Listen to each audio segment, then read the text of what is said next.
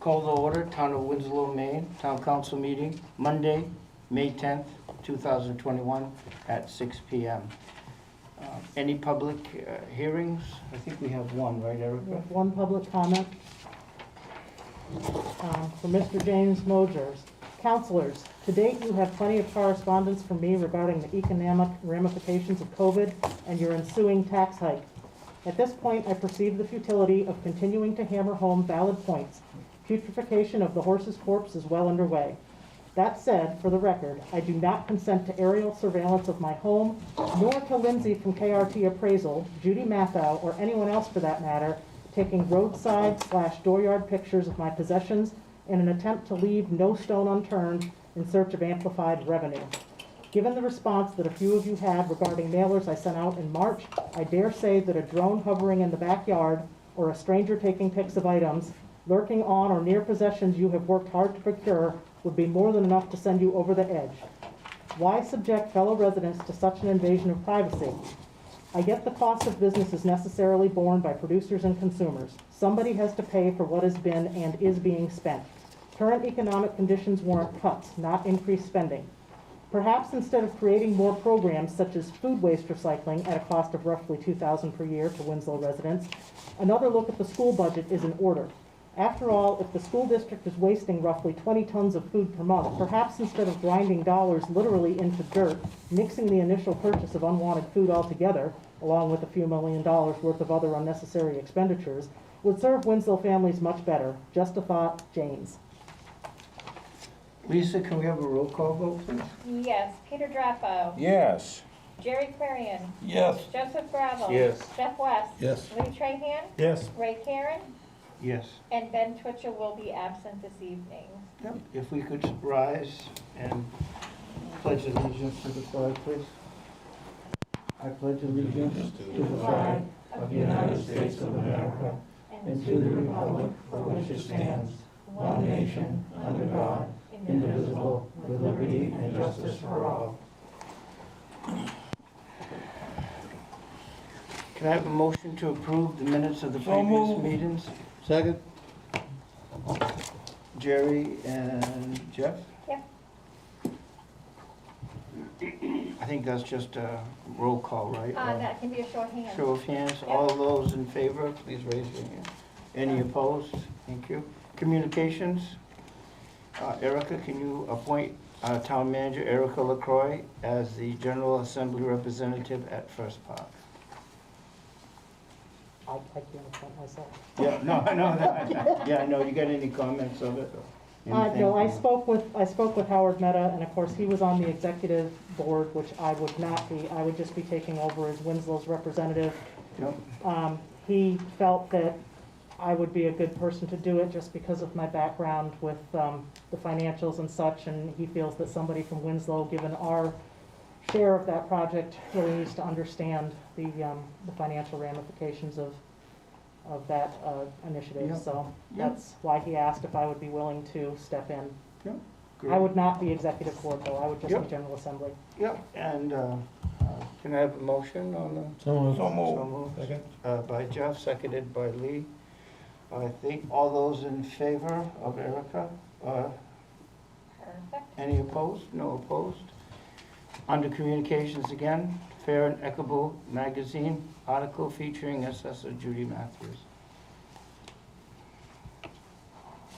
Did I put that on there? You I did? put that on there. I was gonna say, I put it in my In the report, article. but Yeah, I thought that was a very, when I read the article, I thought it was very good. Obviously, Judy has spent a lot of time, and it just shows that Judy is, on the spearhead of the assessor, as one of the best assessors that I know in the state. And yes, Judy, congratulations on not only being recognized once by the MMA in their publication, but now you've made the national news, so to speak, and the Fair and Equitable magazine by the IAOO, and they've got a whole nice full-page write-up on it. Wonderful picture of Judy. Wonderful picture of Rockland as well. I kind of complained about that. I thought it should be Winslow, but Judy, great job, and congratulations on being recognized. It's been a well-received program for sure. Judy, just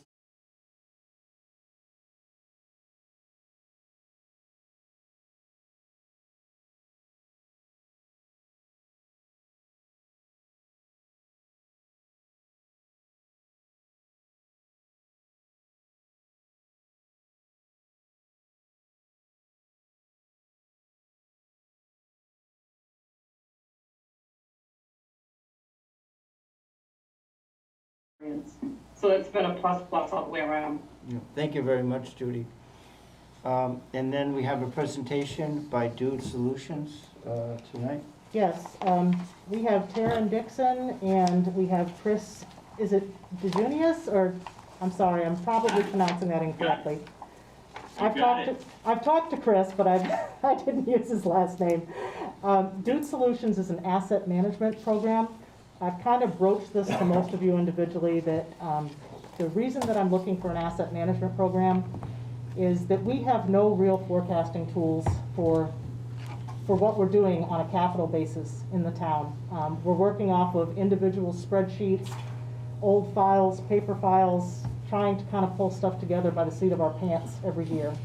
An asset management system is a tool that will allow us to monitor things like our roads, our sewers, our parks, our vehicles, our facilities, and give us some reporting capabilities that will allow us to plan and allow us to triage things when we don't have the money and figure out what the cost is of delaying business or the best way forward. It's a tool that we don't have, and we have no centralized ability to compile this tool in any kind of efficient manner that wouldn't require a huge amount of effort on the part of our employees to do that, including myself. So I have asked Taryn and Chris to come here and present to us. I will say that I have used this program before. I didn't realize it when they first started presenting to me, but I believe it was Chris who asked me if I knew Clay Bowles, and I said, yes, I do. Clay was my predecessor at Chesterfield County for the Sheriff's Office, and he's now the Director of General Services in Chesterfield, and he is the one that brought this program there. So I've used it before. It's a very easy to use, simple interface, and I'm going to turn that over to Taryn and Chris to show us what it is and how it can help us. Erica, thank you so much for the introduction. Again, I'm Taryn Dixon. I'm the account executive that Erica's been speaking with, and of course we do have Christy Junius here as well, my colleague. So like you said, Asset Essentials is an asset management software. The company name, though, of course, is Dude Solutions. We actually have over 12,000 clients total, and it spans across 4 different verticals: government, education, healthcare, and manufacturing. Chris, next slide. So we figured we would probably just kind of kick things off by discussing the ROI. Like, we know that you guys want to understand exactly what you're going to be getting out of an investment like this, and you know, what better way than to start off by kind of just focusing on that piece alone. So the first thing, and Eric and I really, you know, we talked about this beforehand. I think that liability is probably the top thing that is, you know, could be the most important to the town of Winslow. Christine, I kind of just go over to the next slide. So first and foremost, when it comes to liability, right? So the system serves as a centralized location to put everything that goes on within Public Works into one place. So, you know, you guys, I think I heard you guys actually speak about it in that letter opening up at the beginning of the meeting. You know, things happen, unforeseeable things, and the best way to protect the town is to make sure that, you know, that department is recording what is being done. And when questions arise, you can go back into the system and you're covered because it's documented. The other thing is that the other component to liability is, you know, being able to actually plan work ahead of time that helps mitigate the risk of future failures of different assets and pieces of equipment. That's a big piece of this, right? Like, you don't want to. In Public Works, it's very, very easy to allow things to kind of, you know, fall through the cracks or get forgotten. And, you know, the system has helped our clients prevent things like that from happening, which of course is a domino effect of, you know, prevention of even bigger issues. Chris, did you want to go ahead and maybe pull up the next slide that kind of allows you to see what the system looks like itself? Absolutely, guys. Can everybody hear me okay? Yes, fine. All right, the voice you hear is Chris speaking now. And I actually brought in a couple of shots that I think are relevant to the discussion Taryn and Erica have been having. And you had an interesting use case there at the beginning with your citizen letter. So I do want to keep that in mind, but the map that I've pulled up right now is really just a core concept around that liability aspect Taryn was just speaking of. These dots that you see on the map simply represent work orders that the Public Works team has done around the area. So instead of having just a simple list or a spreadsheet or maybe an email record, this gives us the ability to not only see what we've done, but start putting it into relation of where it's occurring. So in this case, these are all just tasks that the Public Works team has performed. But if we look at another example here, this is a park in the area. And you'll notice these are not tasks that have been performed by Public Works. These are citizen requests. So allowing them to use the online portal as opposed to going to Facebook or whatever methods, they probably have a lot of your cell phone numbers nowadays. But this gives them a way to not only put in a official request, but now at your meetings, you're able to look at this from a mapping perspective and start looking at trends. Because it's pretty obvious in this community, this park has some pavement issues, and a lot of them are related to storm damage and washouts. So when you look at this from the perspective of allowing our teams to track work in the field, and also allowing our citizens to point out items we need to be aware of, it gives us a whole different perspective in looking at this as an investment into multiple aspects of the community. And one of the biggest tools that will help Erica and her team accomplish this is simply giving them the ability to do this right where they're located when they're taking care of issues. Because that's the sort of thing that gives you guys data. If you want to actually make decisions driven off more of a fact-based approach and bring that into the equation, we can set their team up to accomplish that. And something else Erica mentioned that we haven't touched on yet,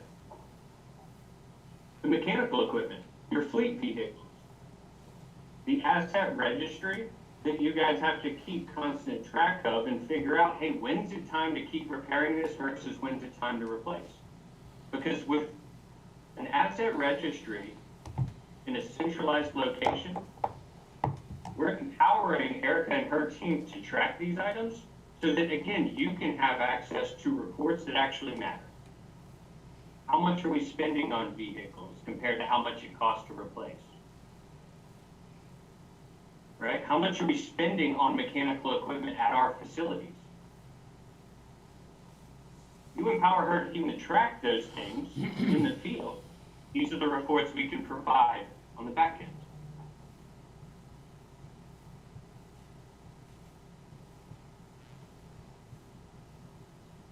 So I want to pause here for a second, right? Erica, I know we've had some discussion, so I wanted to allow you to hop in and see if there's anything you wanted to point out or if there's any questions from anybody. We'd love to hear them.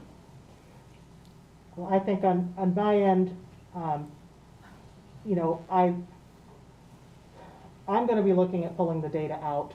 I think it's a great thing that we have the ability for citizens to put in their own complaints.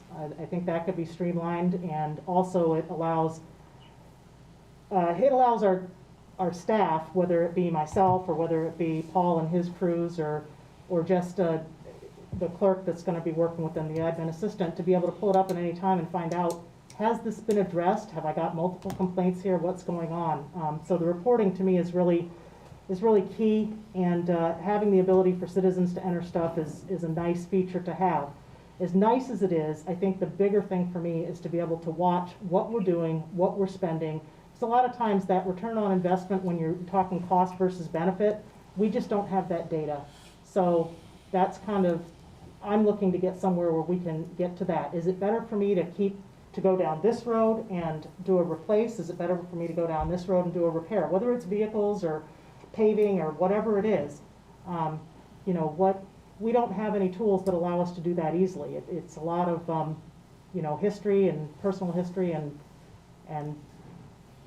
just relying on somebody having the personal knowledge to be able to do that. Excuse me, Erica, can we incorporate the fire and police department vehicles into this Yes. program? Okay, thank you. Although, and that's one thing I did want to point out, even though he's saying Public Works here, that's not the intent. This would be for the town, Okay, so. So would this Dude Solutions, would that be part of the website, that people could come onto the website, and then that would be the avenue for a citizen request? That is the plan, is to put a link into our website so that people could have a link to make complaints. Now, could parts of the school department be incorporated into this? Like busing? I would imagine, that would be a question, I don't know if that would affect price or not, and I guess I'd need Taryn to probably address that if we did add the school in, but that might be, more bang for the buck. Well, that's kind of where Yes, I understand. because there are other things within the school Absolutely, department that they and could probably track. The schools, just as far as their facility maintenance, that was a big part of what we did use it for in Chesterfield, was actually facility maintenance, because Chesterfield's a big county, they had a lot of buildings, and keeping up with everything that needed to be done for those. And again, a county that big, you're looking at when do I replace a building or sell it and start doing something new with it. It would be great to have something like this for the junior high, quite honestly. But yeah, I would say it's possible. Taryn would have to write us a proposal to see what that would cost. Basically, what you're doing is you get a PM, preventive maintenance system. It doesn't matter who brings in the information, we get it on, especially on vehicles. This is how much we spent on maintaining this vehicle.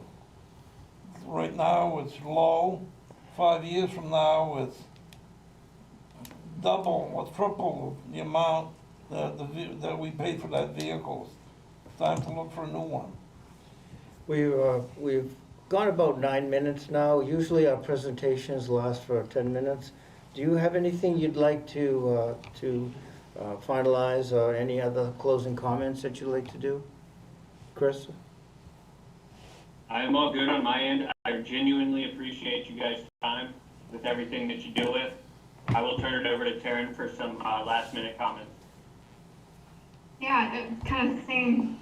We really appreciate you allowing us to present to you this evening. As far as the system goes, very quick overview. You guys are asking some really great questions.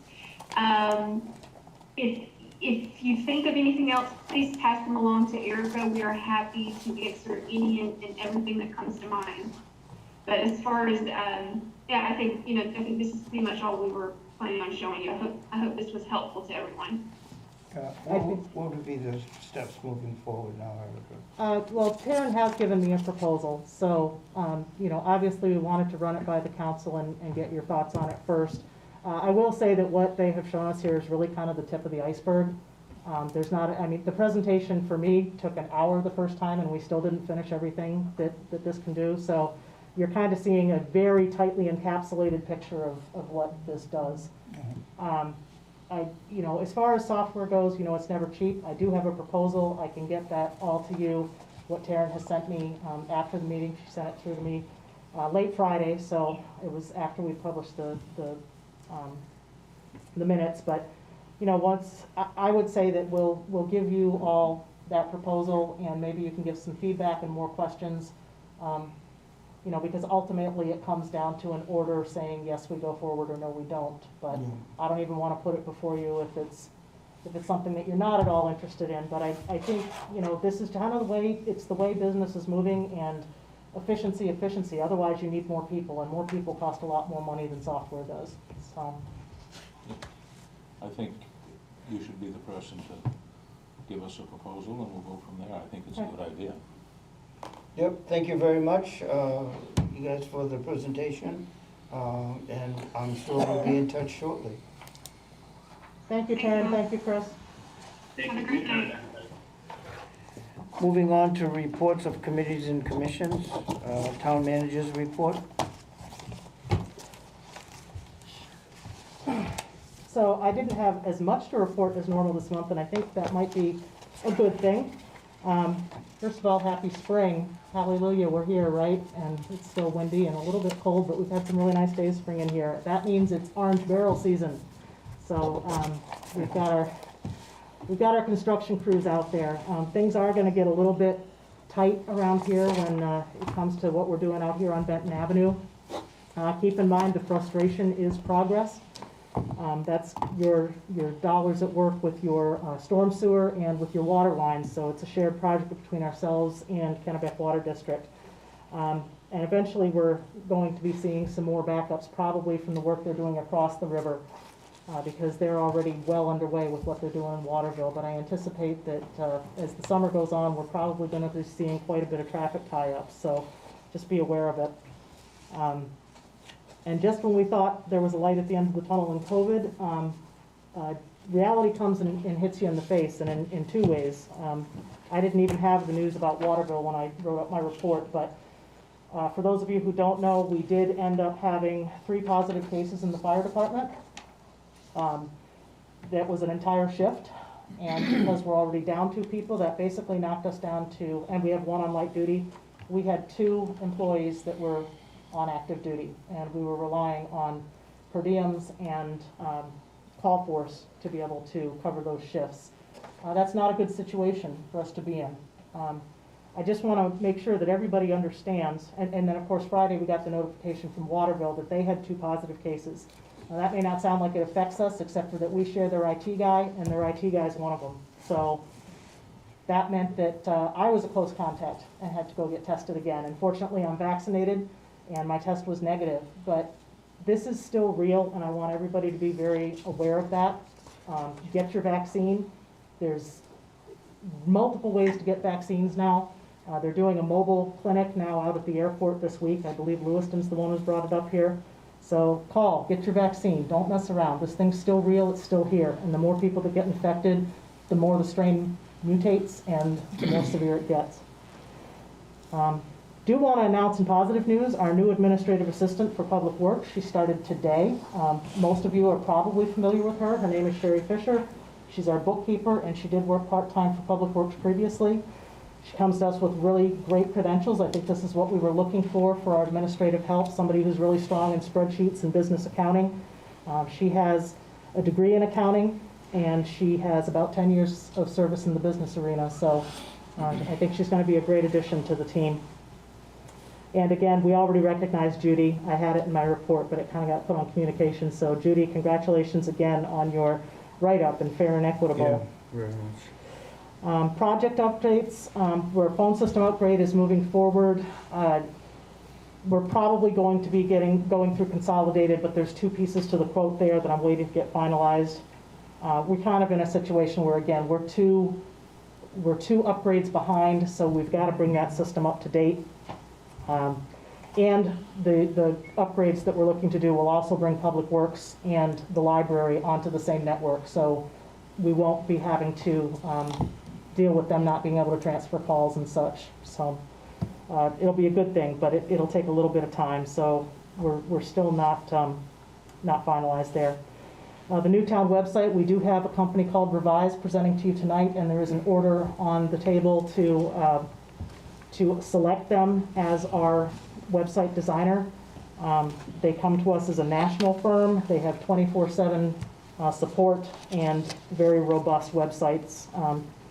So hopefully you'll enjoy what you see there. But I think the biggest thing we need to remember is it's not good enough to have a website that looks pretty. It's got to actually be functional. So pretty pictures on the front are great, but I don't think we're getting the information out there with what we've got right now. Well, certainly not right now because it keeps breaking, but I've been through a lot of town websites around the state now, and I've seen varying levels of function, and we just aren't there. Comprehensive plan, we are meeting again this week on Wednesday to finalize how we're going to conduct the public hearings. We did discuss at our last meeting that we're going to be holding 2 days 1 week apart, so that if people can't make one, they can make the other. It will be conducted via Zoom, and people will have the opportunity to enter comments for the comprehensive plan. KB Cog is handling all the advertising and is setting up the meetings for that. And update on the junior high building. Peter and I have been working on the environmental study, mostly Peter. He's been doing all the legwork. So Peter's going to give us an update a little later on that during the discussion period, but we have to go forward with getting an environmental study before we can do anything with that building. So that kind of puts everything on hold until that happens. And the food waste pilot, I just want to say it far exceeded my expectations on the launch. I really, on a great day, I didn't think we'd get more than 20 people out there. We had about 50 people out there on a cold, blustery, nasty day where we were serving ice cream in the parking lot. So, and we actually gave away almost all the ice cream, so that was great. We did have a really great media response on that, and after the fact, I've gotten a lot of requests for bins, for the compost bins that we were giving away at that event. They ran out quickly. If any of you get requests for that from any of your constituents, please have them just email the Town of Winslow, generic email, the Town of Winslow at winslowma.gov, and put their name in for one, because I'm trying to get a volume discount for, I need to know how many we actually need. So, but there's been a lot of interest, and it's been a great program so far. And Greg Williams has reported from AgriCycle that what's going in there has been good, clean food scraps. So very happy with how it's gone. And lastly, on the property sales, we are finally closed on Orion. That money is in the bank. It's been deposited into our sale of town property account, and the final net was 1.895 million. So that's a little bit higher than we expected. About 95,000 higher. We thought we were going to get to 1.8. So all good news there. And again, we'll be appropriating the 900,000 for the streets and roads capital account in June. We'll be putting in a request to do that. So that money will be there for our infrastructure efforts this summer. So that's what we've got going on. Great, thank you very much, Erica. Department reports, we've all had our department reports. Does anybody have any of the department heads that are on now would like to make a comment? I think Peter Tivitot is on, right? Peter, are you on tonight? Yes, I am, right. Would you like to say a few comments about what's going on with the school system? Sure. You've probably read in the paper that we made an announcement that we are going to do everything that we can to return all kids to in-class learning in the fall of 21. And as Eric mentioned, there's no break in COVID. We're still dealing with cases as well as the school district. In addition to still dealing with cases, we are also not hearing that there's going to be any changes in the guidelines. It's getting late in the spring. This is the time of year when schools typically start planning for the following year. So we feel as though we need to start planning for the following year. So we're taking a proactive approach in a way in which that we can possibly get all of our students back to full in-person learning. In order for that to happen, of course, is that we still need some additional space. That would require some use of the old junior high school again. I'm very thankful that the council and Erica have said that if the school needs the space there, that they will do whatever they can to help us keep space there. Any type of funding that it would take to keep that building heated, electricity, oil, if we needed to hire additional custodians to assist, since we might have more students there, would come through the ESSER funding, not through local taxes. To that end, the administrators have been charged with coming up with a plan in terms of who are we going to need and what is the approach that we are going to take in order to make this happen. We are meeting Wednesday to discuss what that preliminary plan will look like and to discuss the additional staff members that we may need to make this work. So we will have a better idea after Wednesday how much space we would need in that building in order for us to bring all of our students back next year.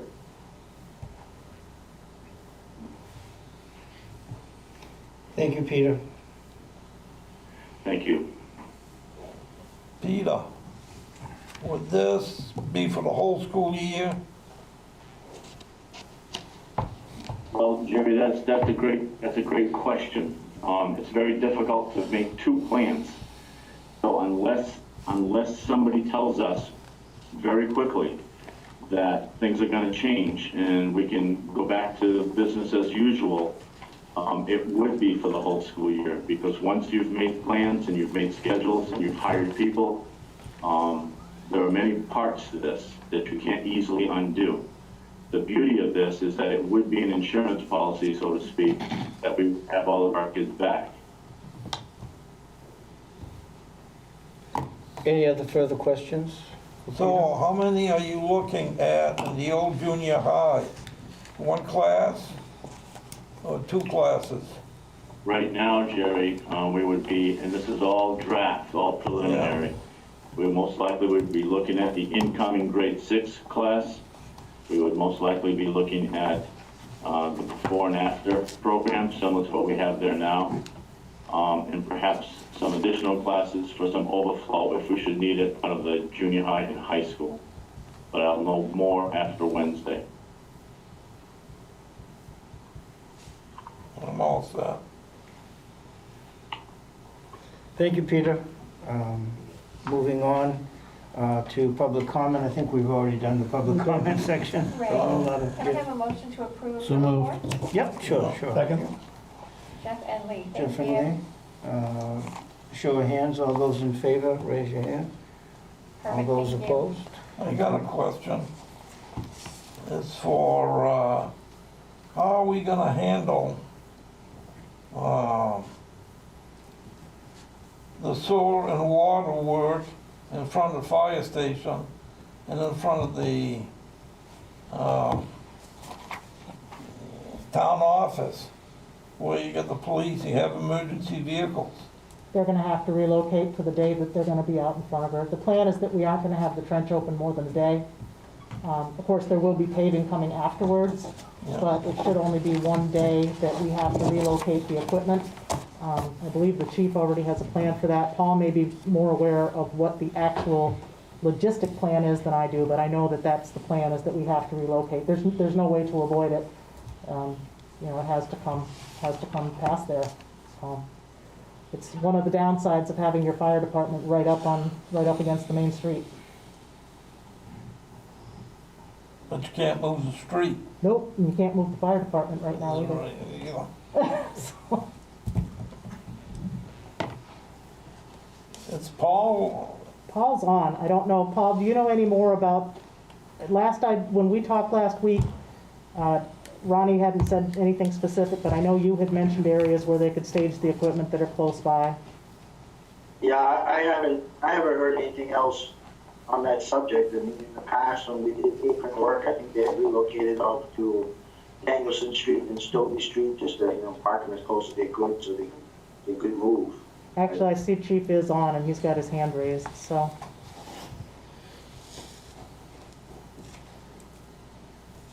Go ahead, Ron. Yes, sir, Mr. Chairman, that's a great question that was asked, and I've been in constant communication with both the contractor and the engineering firm, and we do have a plan in place to relocate the bigger apparatus for the day. So the apparatus will be moved out of the bay so that it can get out. Obviously, we won't be able to move the apparatus out of the bay when the ditch is in place, so we have to get that repositioned, and then once the hole is closed up for the day, it'll back into the station. We also have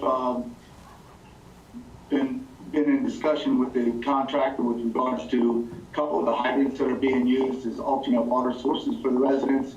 So we have a backup plan in the event that there is an incident in the town where we need water supply. We have an alternate water supply contingency in place.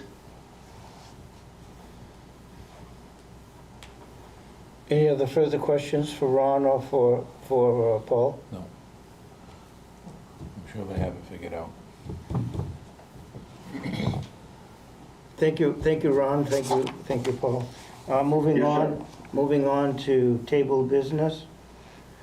Ordinance number 7-2020, an amendment to the Winslow zoning map to rezone a portion of lot owned by C&L Real Estate on tax map 13, lot 115 from high-density residential to contract zone high-density residential. The portion of the lot described as lots 87, 88, and 89 in Dunbar Acres and Dunbar Acres Annex subdivision, and recorded in the Kennebec County Registry of Deeds on September 20, 1961, in Book 24, page 51. What's the pleasure of the council? Make a motion to leave them tabled. Second.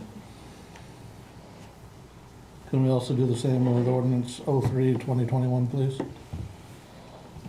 0321 is providing for an amendment to the Winslow zoning map to rezone a portion of the tax map 13 owned by Steve Martin, portion described as lots 87, 88, and 89 of Dunbar Acres and Dunbar Acres Annex subdivision from high-density residential to district. So right now, Jeff's motion is to table both 7 and 3. Can I have a second on that? I second. I did. Peter, second. And that'll be a roll call vote. It is Peter Drapo. Yes. Jerry Clarion. Yes. Joseph Gravel. Yes. Jeff West. Yes. Lee Trahan. Yes. Ray Karen. Yes. Both passed 6-0. Order number 16-2021, providing for authorization for the town manager to enter into an option agreement with the KV Cap for the purchase and use of the old junior high building. What is the pleasure of the council? So move. So move for what? Wait a minute. So move for what? It's tabled at the moment. It's tabled at Oh, this it's time. table. Make a motion to Leave take it it off the table. table. We have one motion right now to take it off the table. I second that. Seconded. And discussion? Well, I guess I'll start off with that. I know several of us are not real comfortable with the agreement the way it is written. I don't think any of us want to be landlords again, seeing we just got out of the landlord business. So I would like to take a vote on this tonight of whether or not we want to be landlords. And if not, then I think we need to be transparent with KV Cap that we do not want to be that third party. So they have time, so there's no big surprises, and they have time to look forward for another third party. Any further discussion, any comments on that? I agree with that wholeheartedly. I think the town has no business entering in such agreement. And I think tonight, I have no problem voting the town not be the third party, period. But I think going forward, we should wait for the environmental impact study to return, and I can bring you guys up to speed on that as soon as you want me to. But let's deal with this right now, I guess. So I don't know how this works going forward. Do we vote down being the third party? Do we vote this draft agreement? The draft agreement would go away, and it'd have to be a whole new It's draft. the agreement that is on the table, so it's the agreement as written. If there should be another agreement put forward, it would have to be, and Bill, you can correct me if I'm wrong on this, but it would have to be substantially different from the one that was originally proposed, correct? Yes. But it could be, another agreement could be reintroduced, Bill, with different wording, correct? Right, but it would have to be significantly different. You have a council rule that says once the matter has been voted down, you can't have it the same or a similar matter considered. So there's some gray in there as to what is considered to be sufficiently different. I'd only caution the council to be careful if you vote something down here, in that later you just decide you want to adopt something which is pretty close to it, you might have a problem. Again, I'd have to see the wording of whatever the replacement was. But you do have a council rule that places restrictions so that you don't essentially have the same matter being considered over and over again in the county. Okay, a problem with who? A problem with the charter, or a problem with, where does that problem come in? The problem comes in because it's in the, not in the charter, it's a council rule that's been adopted. The council has rules by ordinance, and they basically say that you don't vote on the same thing twice within a year. And you can vote on something a second time if it's been turned down, but it has to be different. It has to be significantly different. It would just be a matter of changing a couple of words. So And that would make it significantly different. a new agreement that did not involve the town being because I believe the way our option agreement is now, the town does come in is that other managing party, the way that it's written. So if another agreement came forward where the town was simply the entity conveying the property, then that would be substantially different, am I correct? Sounds like it.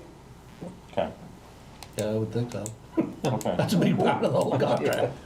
So let's move forward with this then. We have a motion on to move it off, we moved it off the table. Correct.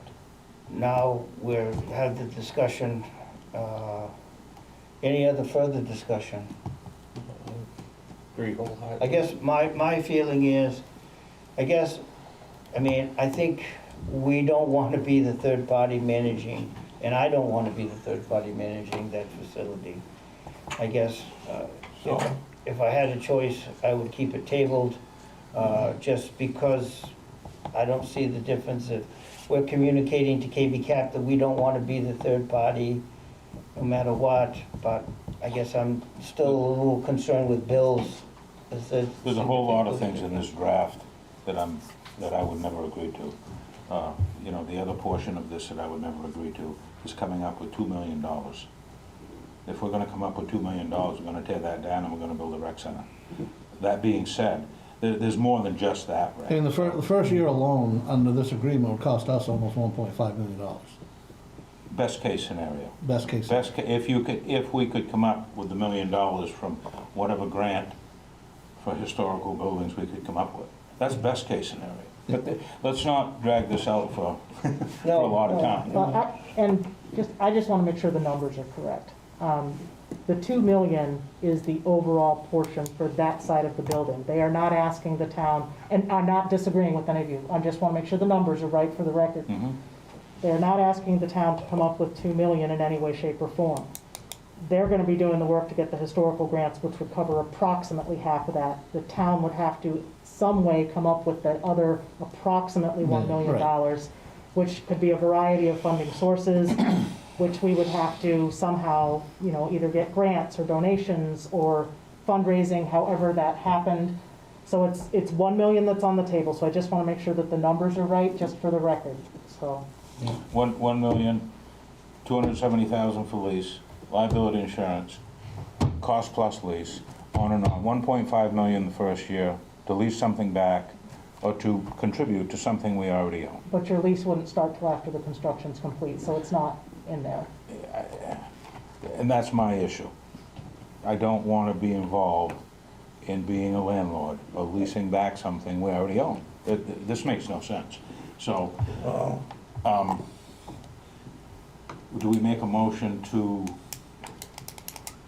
Well, we made the motion fall off the table. It's off the table, so now We've had our I would discussion. like to make a motion, if the discussion is over. Do you have something, Terry? Yes, one of the things is that if we table it, we can always bring it up and send it. We can table it with, one thing that says, no, we don't like the agreement. Please renegotiate, write us a different agreement.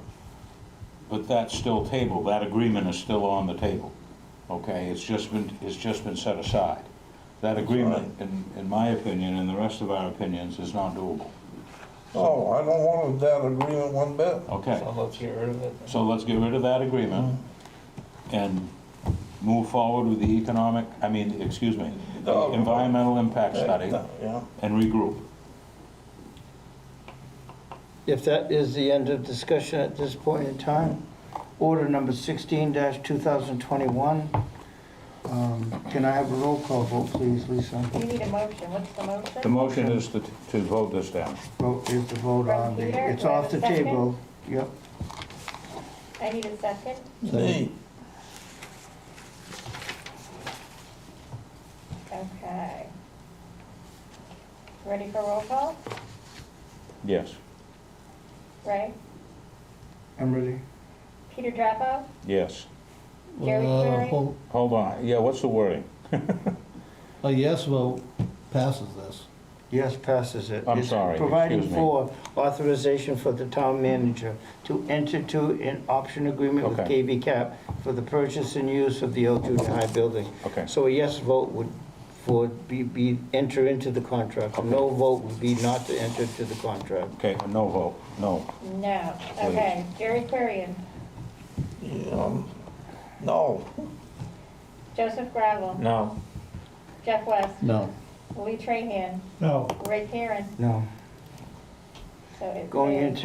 into, old business, ordinance number 4-2021, providing for an amendment to the Winslow medical marijuana ordinance to allow medical marijuana caregiver cultivation facilities in more town areas. So moved. Second. Any discussion? If there is no discussion, can I have a roll call vote, please? I have a question. Go ahead, Bill. Is this just that, it's worded as an amendment to the ordinance, but it just says to allow in more areas of town. If you're actually gonna have an amendment to an ordinance that's gonna add areas, you better specify what those areas are. They are in the Or else- ordinance, aren't they? I believe they are I'm in the not sure what ordinance. you. They are in the ordinance, yes. We'll- Yeah, let's just take a quick peek. Is it in the actual body of it, not just the title, the specific areas are listed? Yes. Yes. Okay, sorry, I just have the agenda titles in front of me. Yes, Okay. that's correct. Yep, it is Okay. specifically, yes. If there's no further discussion, can I have a roll call vote, please? Yes. Peter Drapo? Yes. Jerry Clarion? Yes. Joseph Gravel? Yes. Jeff West? Yes. Lee Trahan? Yes. Ray Karen? Yes. Passes 6-0. Ordinance number 1-2021, providing for an amendment to Chapter 2, Administration of the Town Ordinance by adding the attached Article 21, Town Forest. So moved.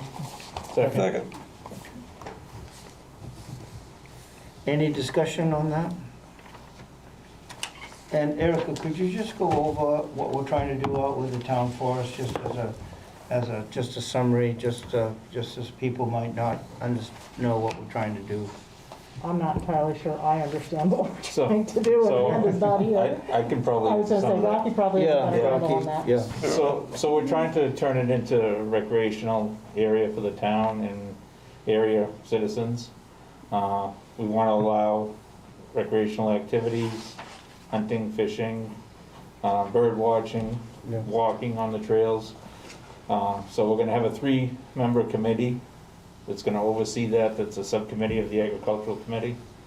We're using monies that we get from harvesting trees out there to fund most of what we do, and we're also looking for grants Yeah. to do so. So that was my We've next done a lot of what's that? That was my next question. That gives Amanda the power, this will help Amanda with the power to look Correct. for grants. That will right? help that. Okay. Plus, we just want to make everybody aware of what's going on out there. I mean, it's a definite asset to the town, and a lot of towns have forests, and we're very fortunate to be able to. Yeah, it's So, underutilized area. We've done a lot of for work sure. out there. We've done a lot of footwork now, so we're getting to where we're starting to run with it. So Yep. hopefully in the next couple of years, you'll see some significant developments out there. Yeah, we had a presentation last week that was, last month that was good. I Yeah. just wanted to make, Yeah. just give a quick summary. If there's no further discussion on that, can I have a roll call vote on ordinance 01-2021? Yes. Peter Drapo? Yes? Jerry Clarion? Joseph Gravel? Yes. Jeff West? Yes. Lee Trahan? Yes. Ray Karen? Yes. Passes 6-0. Ordinance number 5-2021, providing for an amendment to ordinance number 08-2016 personal rules and regulation for town employees by revising the employee benefits section of the personnel policy and regulation handbook and adding in earned paid leave. So moved. Second. Any discussion? I know that this is to, I believe, Erica, this is to get us into state, more compliance with the state laws and stuff. It's a new rule under the state that all employees of the town, even if they aren't full-time employees, even if they're not regular part-time employees, even if they're per diems, they are allowed to earn 1 hour of earned time, earned paid leave for every 40 hours that they work for the town. That's regardless of whether they have another full-time job that provides benefits or not. So this means that every per diem we have working for us falls under this rule. And they can also, not even just when we call them in, they could call up the town and say, hey, I've got 3 hours of earned leave, I'd like to turn that in this week, and they'll get a check for it. I did not interpret the law originally that way, neither did Tanya, but we went to a seminar with a labor attorney, and he corrected us that we are wrong. This covers virtually everybody. And it's employers under over a certain level, but we meet the criteria, so. Any other discussion? Probably a good thing we're wearing a mask. If there's no further discussion, can I have a roll call vote, please? Yes, Peter Grappo. Yes. Jerry Clarion. Yes. Joseph Grabo. Yes. Jeff West. Yes. Lee Trahan. Yes. Ray Karen. Yes. Passes 6-0. Continue under old business, order number 11-2021, providing for authorization for the town manager to enter into a 2-year PSAP call handling agreement with Somerset County Communications. Second. Jerry and Rocky, any discussion? If there's no discussion, can I have a roll call vote, please? Peter Grappo. Yes. Jerry Clarion. Yes. Joseph Grabo. Yes. Jeff West. Yes. Lee Trahan. Yes. Ray Karen. Yes. Passes 6-0. Order number 12-2021, providing for the approval of the Town of Winslow 2021-2022 fiscal year budget series in the amount of $26,596,924, and to establish a tax due date and interest rate on taxes remaining unpaid. So moved. Second. Jeff and Jerry, any discussion? Yeah, I'd like to make an amendment to that this was done prior to the finalization of the school budget, and that we need to get the actual numbers from Peter in order to update that number correctly for the taxes needed, the amount needed. The amendment would be to change the school portion of the budget to $17,039,115. That would bring the total appropriations to $26,440,160.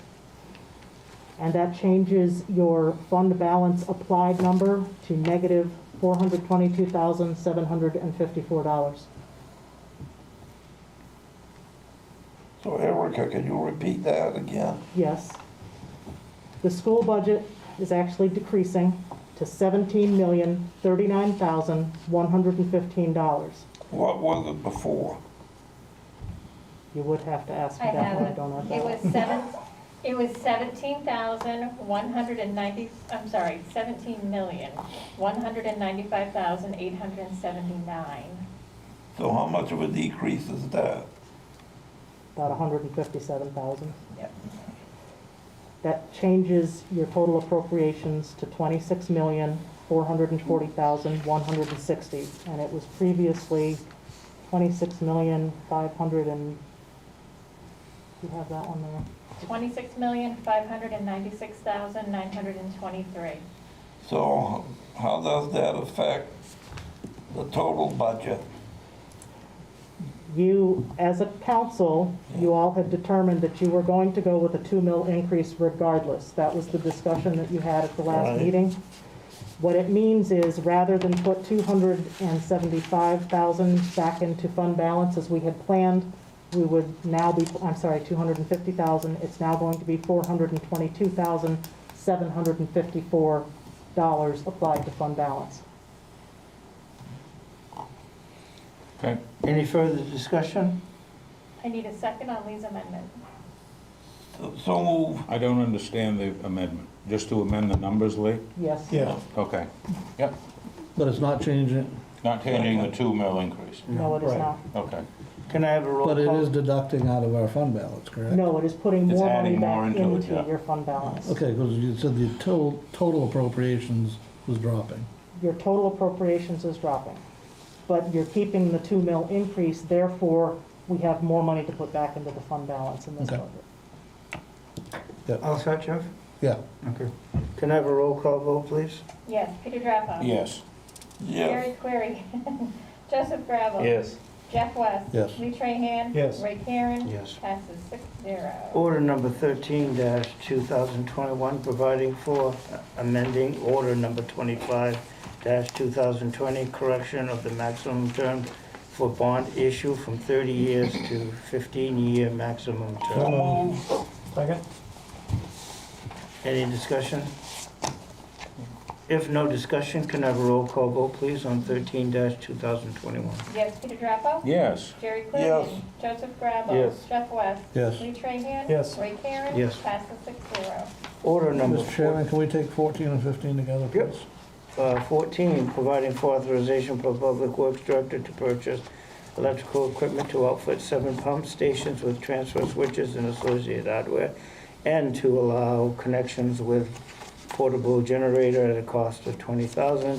And 15, providing for authorization for the Public Works Director to pay for the installation of electrical transfer switch and accessories by a qualified electrical contractor for a cost to exceed $40,000, with funds to be taken from capital sewer accounts. So move. Second?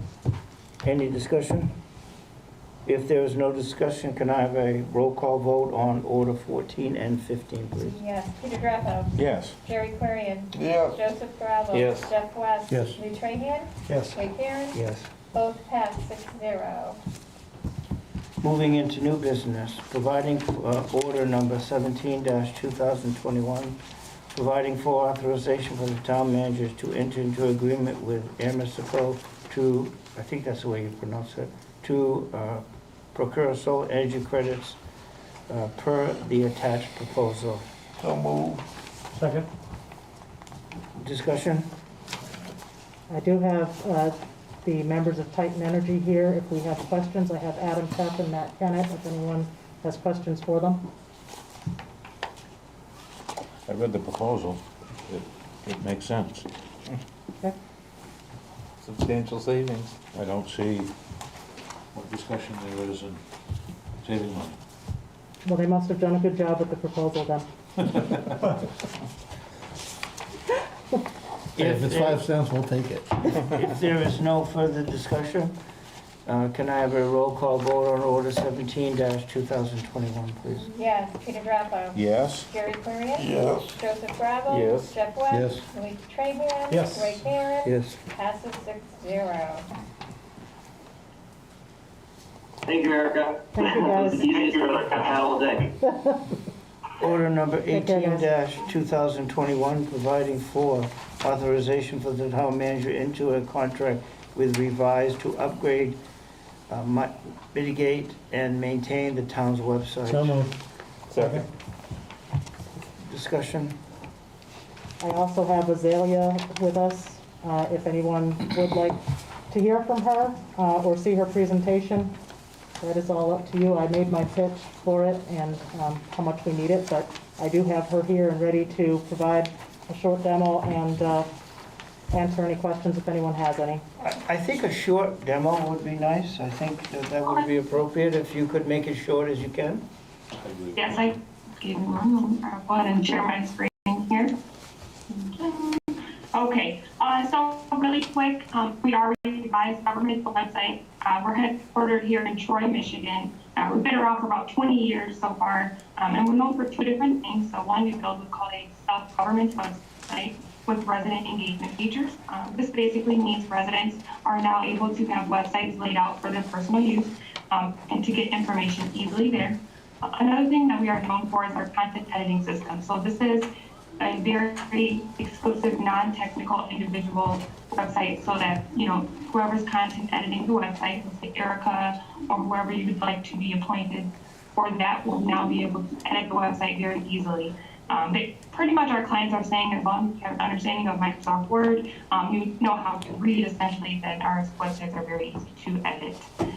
I do want to show you really quickly a few of our websites that we've done.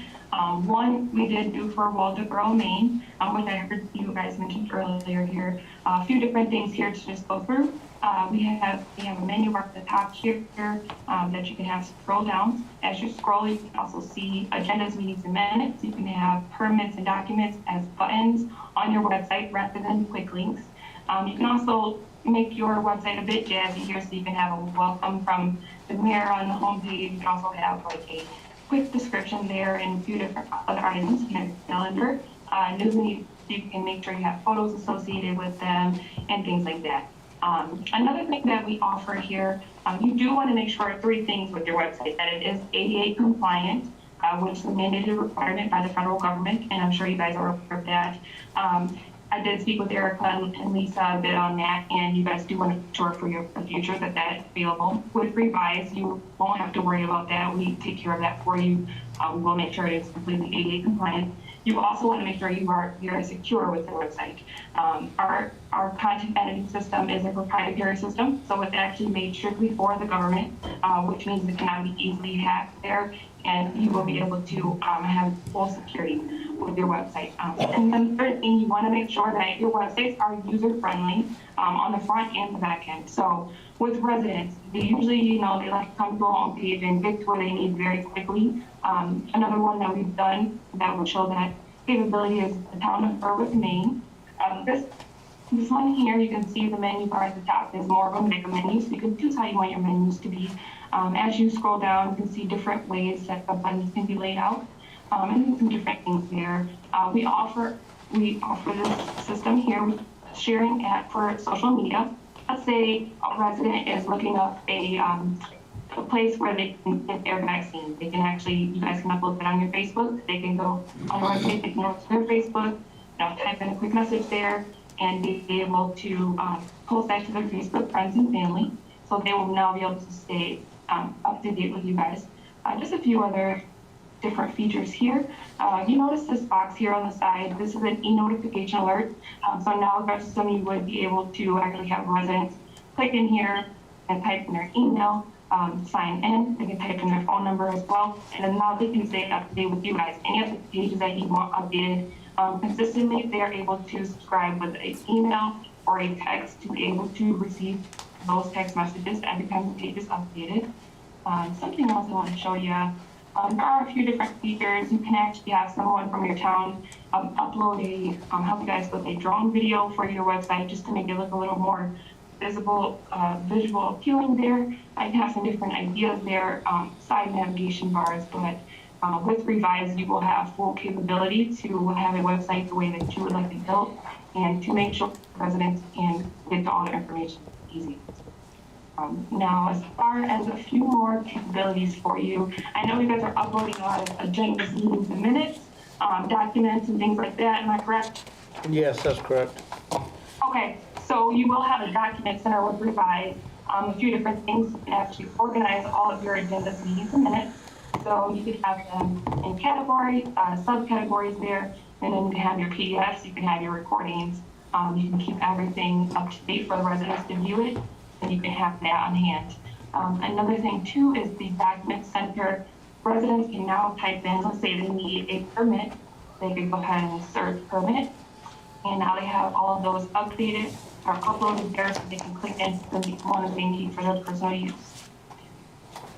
Something else, so ADA compliancy, there's a button here that would come with your website. Now with residents who are visually impaired, they can actually click in here. They can change the contrast if they have visual needs there. Also, if they have dyslexia, they can have an option to change the wording there, so they have some different options there. But this helps you stay in compliance as well, so very important. Also, there's 95 different languages. Let's say a resident spoke Spanish. Now the entire website can be in Spanish for the resident, and they can also go back into English whenever they need to. So just a few different things there. Citizen Request Center, I know you guys mentioned it earlier, with the dues company. There is another feature here with the website as well. So you'll be able to have another way for residents to come into the website. You guys can update your departments to the heads that you need. They can click, let's say they had a building services question or concern. They can put in their name, email, phone number, their issue there. They can click how they need to be responded back, so email or phone, submit that. And now whoever's responsible for building services will receive that request and respond back to the resident in the order that they would like and in the form that they need and chosen. There is a few other things that I could show you, but I know we only have the 10 minutes here, but as far as editing the website, we have made it very simple and easy for someone to just log right into their website, be able to edit the website themselves. There's no coding involved there, and you will be able to have that on hand at all times. I know that we had talked about being able to pay taxes on the website and doing, you know, even, that's going to be there. That's a doable situation. Yes, it is. Yeah, we definitely offer that system as well. We could either take your third-party tax paying, like the website that you currently use, and integrate that into the website, or we could create a system for you to have that on hand for your website. Yep.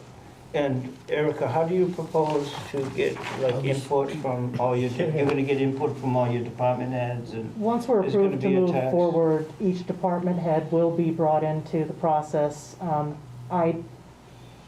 I don't want the website, the actual web pages to look different from each other. I want us to have a branding that is Winslow. So I, for instance, don't want the library to be dramatically different from every other department. But as far as what goes into that web page and what the most important content is and the things that they would like people to be able to access, every department head will be involved in that. The other thing about this being easy to edit, this will give our department heads the ability to edit their own pages so that Lisa and I don't always have to be the ones going back and fixing that, or going back to a third-party vendor to change something simple on the layout of our website, or add content that we don't currently have, and we have to wait for them to get back to us and do that for us. We'll be able to do it ourselves.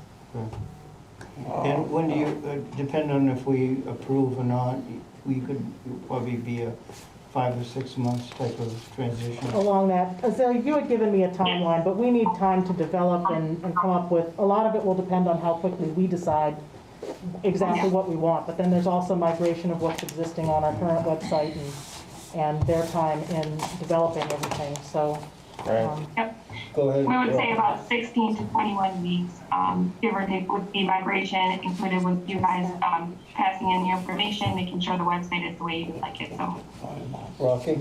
So is there any inclination of taking payments over the website? Is that, I saw that was doable, or is that a? It's definitely doable. I would like to see us offer as much as possible over the website. The only issue we have with taking payments over the website at this point is we're using, for credit cards, we have to charge a fee.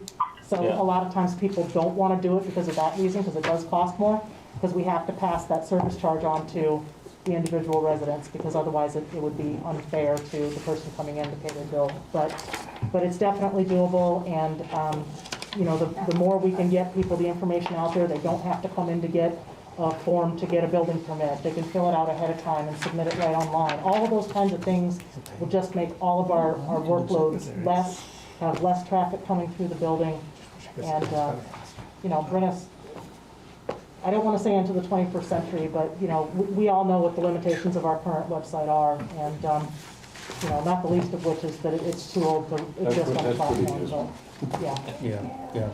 Would that include the school department? No, the school department has their own website. We don't have any control over that. Not that we couldn't, but in general, school departments are kind of considered separate, usually from your municipal government. You might have a link out to get to their website easily, but generally they are considered a separate entity because they're kind of overseen by the state Department of Education, and they have different requirements than we do, but we could certainly put a tab on there that would link directly to them. Is there any other further discussion on order number 18-2021? If there's no further discussion, can I have a roll call vote, please, Lisa? Did I, I did have a first and a second. Peter Drappo. Yes. Jerry Sterling. Joseph Bravo. Yes. Jeff West. Yes. Lee Trahan. Yes. Ray Karen. Yes. First reading passes 6-0. Order Thank you so num- much, Azalea. Thank you. No problem, thank you guys. Thank you.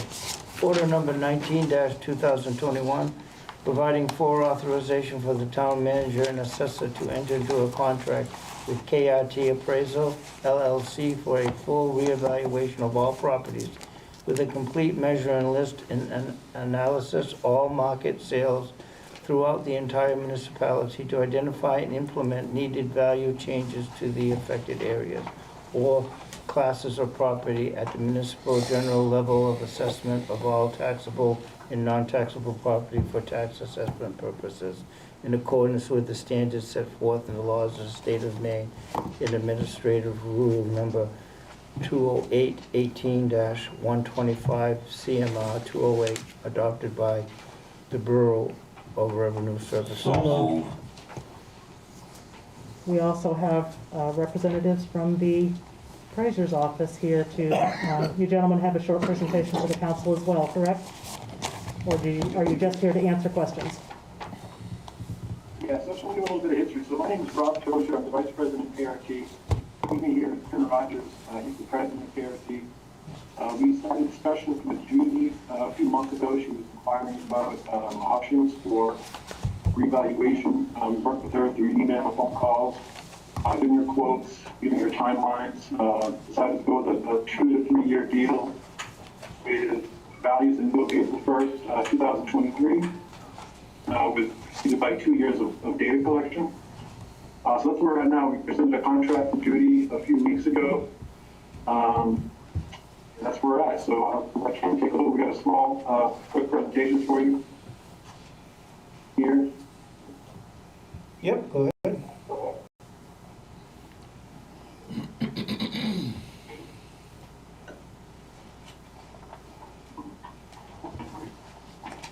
Good evening. Again, my name is Ken Rogers. I'm the president of KRT Appraisal. And tonight, I just want to give you a brief description of our company and a small overview of the revaluation process. We started our company in 2010. Between Rob and myself, we have over 50 years experience in the appraisal and assessing industry. We provide services throughout New England. We typically run approximately 10 projects a year, and we have an appraisal staff of 15 people. We also have 4 certified Maine assessors on the staff. The goals of the revaluation are to correct disproportional taxation by valuing all property at fair market value. It adjusts value for market shifts, captures all new construction, and ensures that various property classes get valued at the same level of market value. And we use a mass appraisal system, which equates to having a systematic and equitable approach to value. The things that we're looking for, the first phase is data collection. We're collecting such characteristics as bedroom, bathrooms, attics, basements, are they finished, not finished. The exterior measurements of the property, any issues with the land, such as topography, easements, and those things are provided by data collectors. And we also have an appraiser do quality control. So the exterior inspection would consist of, looking at what style of house it is, or if it's a commercial property, what kind of construction. We're looking at the quality construction, the story heights, roof structures, roof coverings, the type of wall construction, and what was the year built. The interior inspections would be bedroom counts, bathroom counts, what type of wall finish, floor finishing, heating systems, bath style, and kitchen styles. after the data collection, we start looking at the sales analysis. So we're looking at just sales in Winslow. We have no perceived estimates of value when we get there. We do an in-depth study of the Winslow sales, and from those sales, we determine the land prices, the building values, the depreciation that would be applied, and with that, we develop computer models based on the market.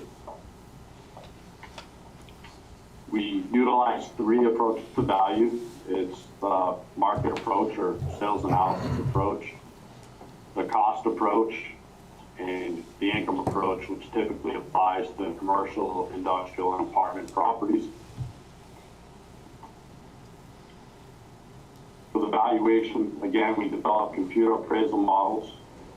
We develop guidelines for the field review, which an appraiser goes out and we review every property in town.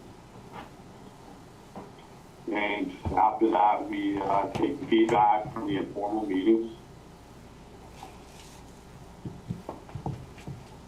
For the informal meetings, we send out valuation notifications to all taxpayers, letting them know, they can call, set up an appointment.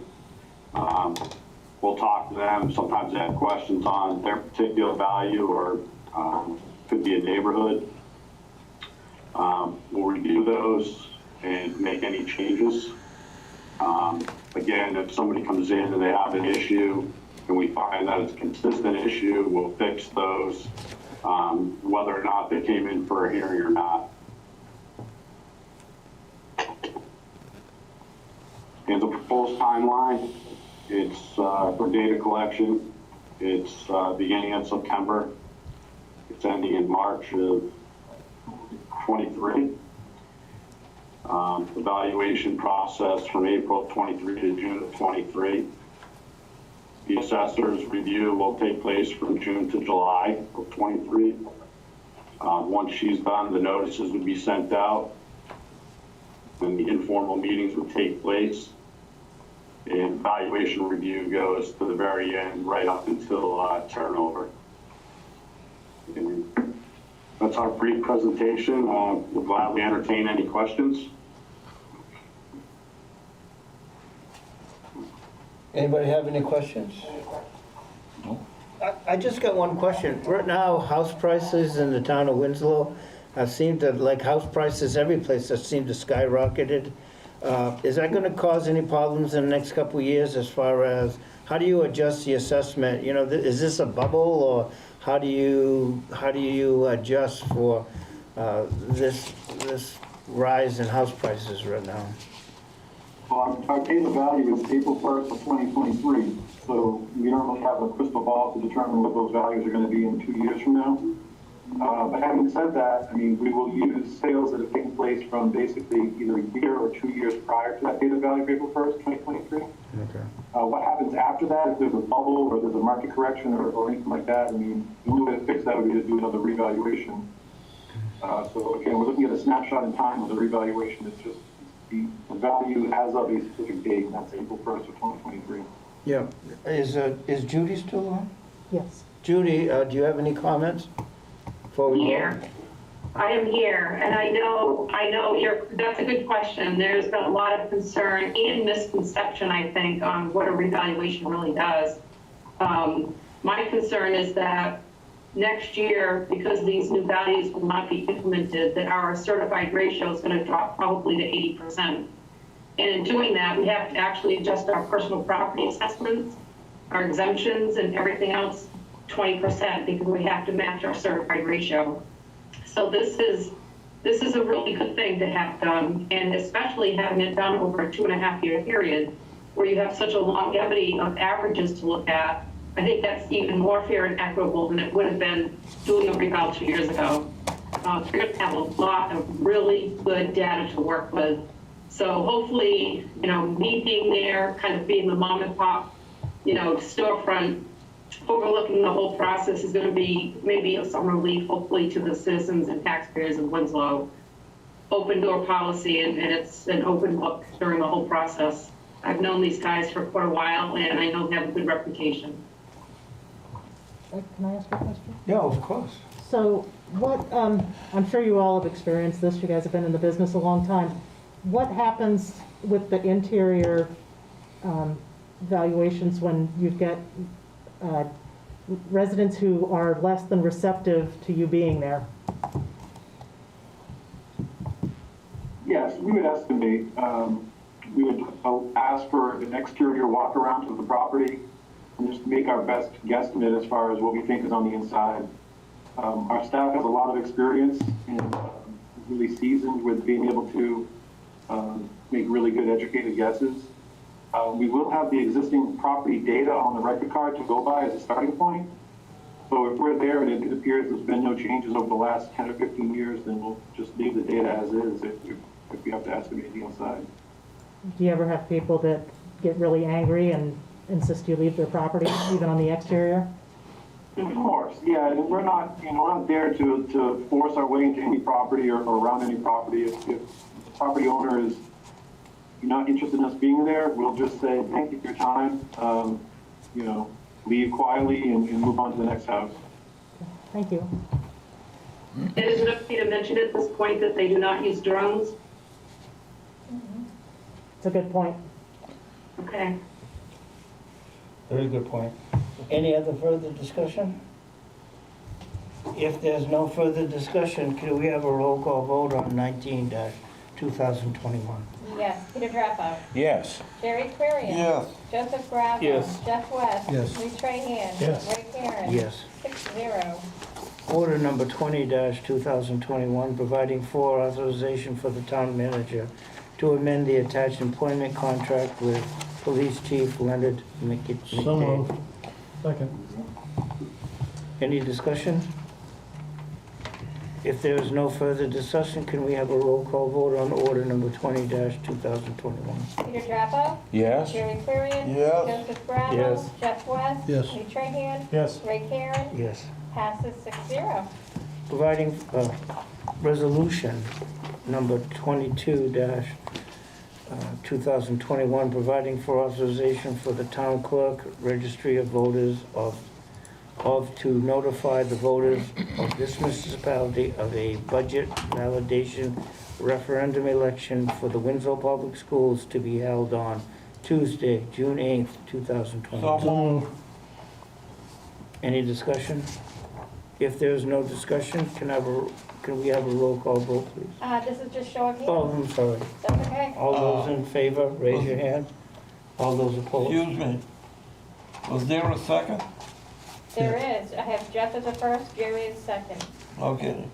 Resolution number 23-2021, providing for authorization for the police chief to enter into a mutual aid agreement for police service between the communities of Waterville, Winslow, Oakland, Fairfield, and So Clinton. moved. Jerry, seconded by Jeff. Discussion?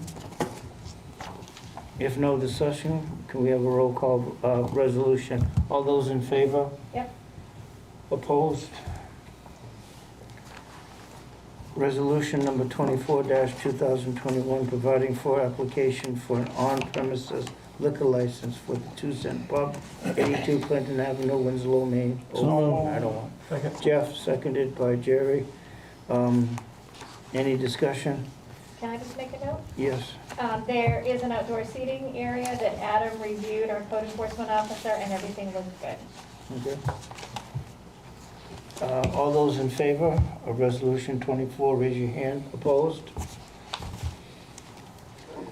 Resolution number 25-2021, providing for authorization for the town manager to execute the settlement agreement in Federal District Court case number 120-00248-JAW, which names Lisa Gilliam as Winslow Town Clerk and Registry of Voters, along with town city clerks in Portland, Bangor, Anacostia. So moved. Any discussion? If there is no discussion, all those in favor, please raise your hand. Opposed? Unanimous? Discussion items. Request to pass a resolution showing support for Asian Americans and Pacific Islanders in our community and denouncing racism and discrimination toward people of Asian descent. Where did this start from? It started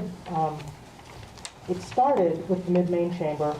Waterville passed theirs and sent it to us, asking us to pass a similar resolution.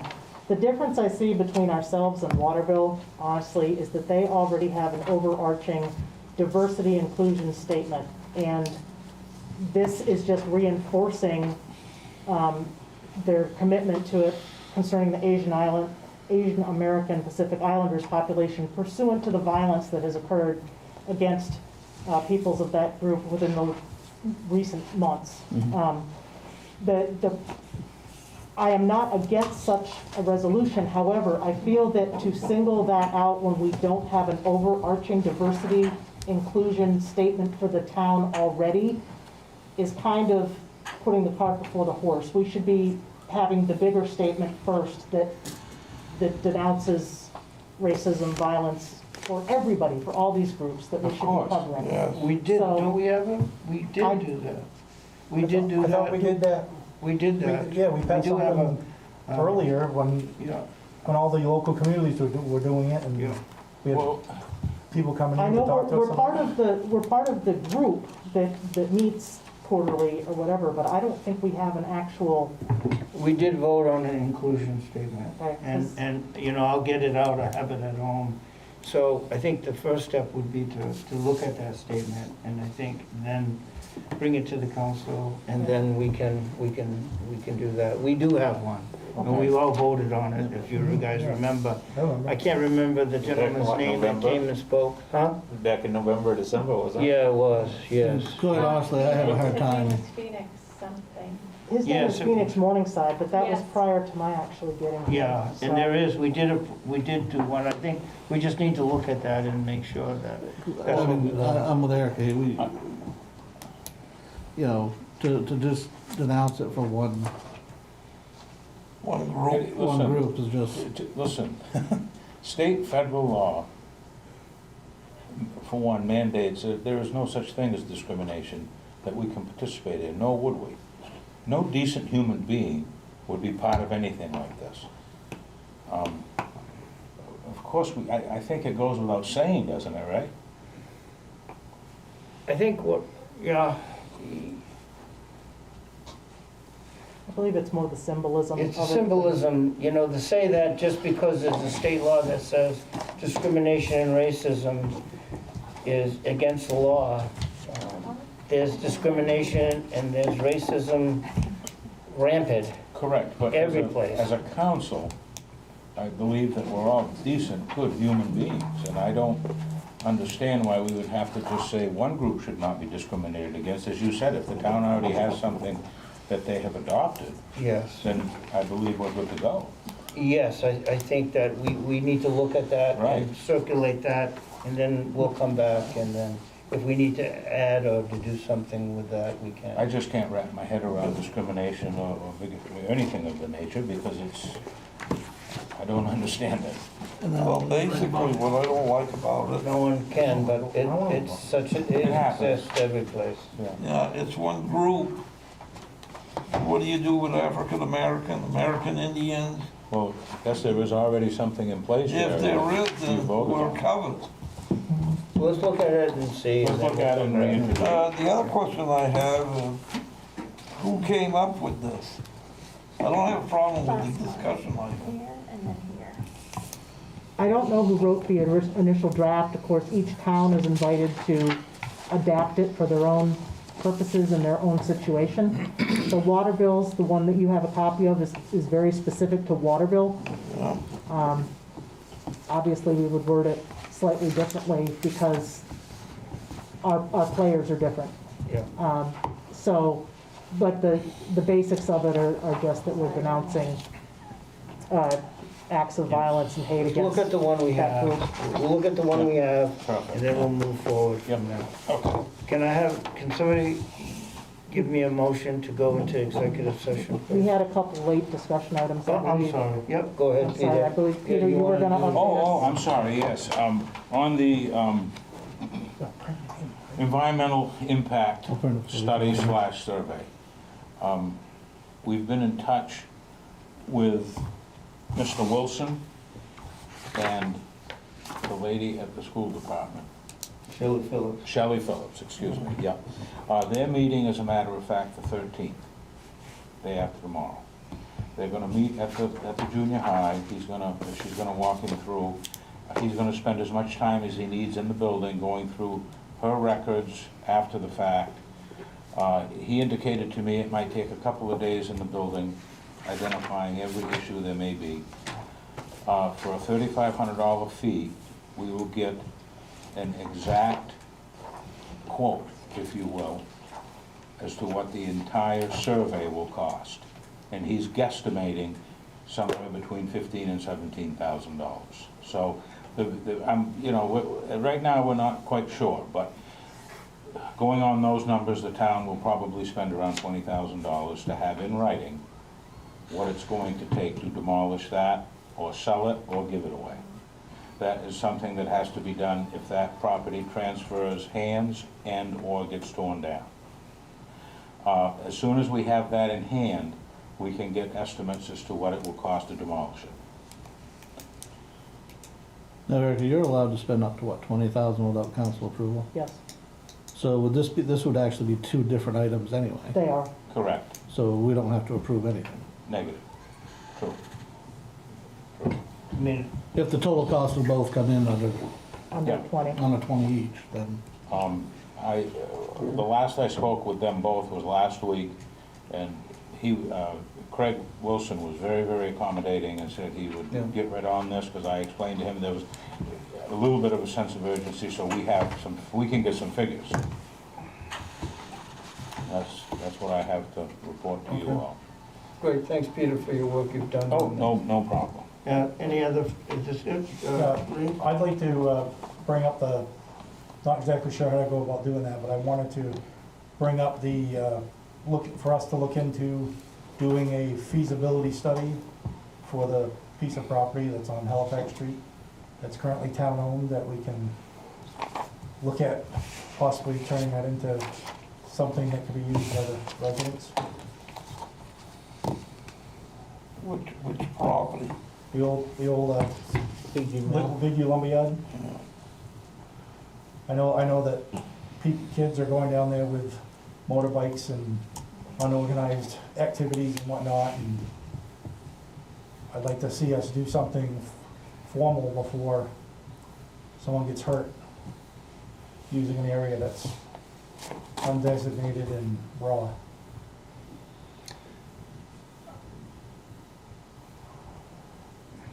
I think the first thing to do is everybody familiar with the property? I drove down in there last year. I'm kind of familiar with it. Okay. It does have some river frontage, Sebasco River frontage on it. And, Creek frontage. yeah, and I think, is Paul still on? Paul, are you still there? He has left. He's left. I know that Paul, because of that's where the underground piping Yeah. goes into the Sebasco River at that point in time. It's quite especially when it rains, it's quite a amount of money, thing. So he has to keep that area open so that he can access that area at the end of the park to some extent. He had some plans on, and I don't want to speak for Paul, but we had talked before about some plans of putting a road in, just for access road, and then doing some lawn and seed. I'm just wondering,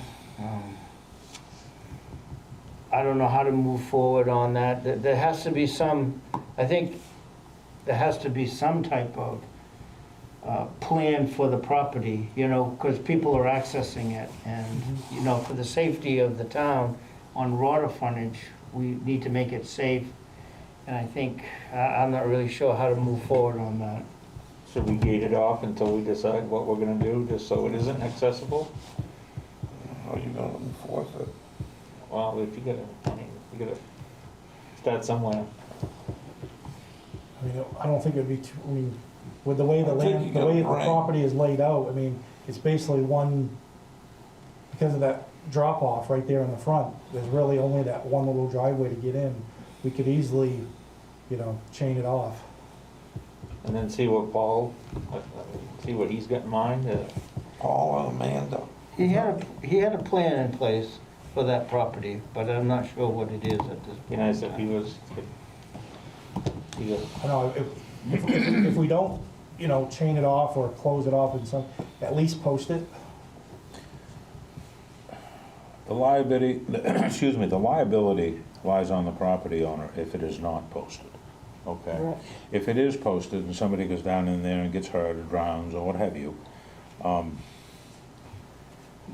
let's face it, attorneys can, anybody can bring lawsuit for any reason. So that But doesn't if we've done our due necessarily diligence, it's less painful. Right. Okay, so I would agree that we should address that soon. Yeah.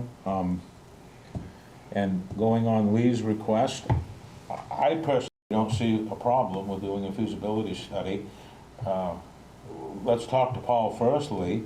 I'll give him a call and see what, you know, if you want to champion this project, give him a call and see what's going on. Okay. Like I said, I drove down in there last year and it seemed quite steep. At the end? Yeah. Yeah, it is. You can get down there, but My only fear would be if you formed a park and you allowed people to go right down to the end of it, you could have a liability issue with just the terrain. But again, we don't know right now, so. yeah, we don't know. Should we post it immediately anyway? I think it Because I can should. get Paul to do that right And now. I mean, to gate it off and post it. I would like to say, if we're gonna post it, we have to do due diligence and not just post at the road. I mean, there's access points from Delaire Street, there's access points from the other side, you know, anyone walking up along the river. I mean, if we're gonna post this, we need to post all the corners and all the possible entry or any kind of access to that property. Yeah. Especially that outlet. Yeah, Yeah, yeah. I think- agreed. Yeah. You're gonna get with Paul, Erica? I will get with Paul. And see what we can do. No, And Lee, you're I'll gonna call call Paul Trying to get an idea on Yes, sir. his forward thinking. Would that become a park? I'd like to see it become a park. I think that's what Lee's talking about doing the feasibility study for. I have no idea what Paul's plans were, so I think the first thing we have to Park and find. rec as well. Yeah, we'll just give her another thing to do. Let's, I think the first step is to talk to Paul and see what his plan was, and then we can involve any other parties that need be, whether that's Amanda or whoever it is, if we decide to go that way forward. But, and I haven't seen the property, so sight unseen for me, I don't know what the actual issues with it. But if you're saying it's very steep and well, at the end has of a it, it is. drop to the river, there, you could very well have issues if we do make it into a park that we could end up liable. Now that we're using it, that we posted it now as a public use area, use at your own risk or whatever, but that doesn't necessarily absolve us if someone says, hey, you didn't keep my kid from falling in the river, you know? I mean, we have Fort Halifax Park, if you wanna talk about a park that's on the river. Yeah, they'll get the old snow dump, they can, Yeah. Well, anyway, I think that, you know, go with that going forward. And then we can talk about a feasibility study. Yeah. You know, if you and Paul can come to some terms or agreement, let's go forward. Let's Nice see piece what- of, it's a nice piece of property, it's open, it's, Sure. it's deforested, obviously, at this point, All right. so. Any other discussion items for tonight? If there's none, can somebody give me an executive session motion, please? Make a motion, we go into executive session pursuant to 1 MRSA subsection 405, 6A, personnel matters. Yeah. We are in executive, we'll go right into executive session. I will be ending the Zoom Yep. feed now.